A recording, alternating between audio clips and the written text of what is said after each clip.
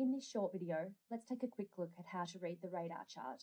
It has been included in the exemplar profiling to help users get a quick snapshot of how they are progressing or tracking and where they are falling behind at a really quick glance. Let's take a closer look.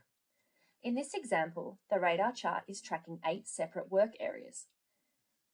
These areas correlate to the same work area options you get when you complete your card. The shading represents 2 separate pieces of information. The mustard shading illustrates the expected progress based on the date of the first card submitted by the apprentice. So in other words, the industry benchmark that's expected at that particular point in time. The grey shading represents where the apprentice is actually currently tracking based on the data contained in their approved cards.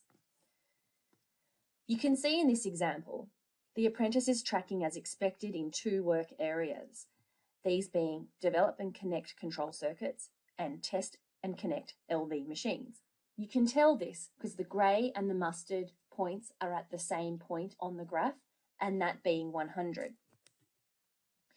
But the apprentice is falling behind in all other work areas. You can see this because the grey point is trailing behind where the mustard point is on the graph. Apprentices, employers and RTOs can use this graph to quickly get an idea of which work areas the apprentice is meeting or falling behind, and to help monitor and guide where they need to work or gain more experience. It should be checked regularly throughout the apprenticeship to make sure that the apprentices are tracking as expected.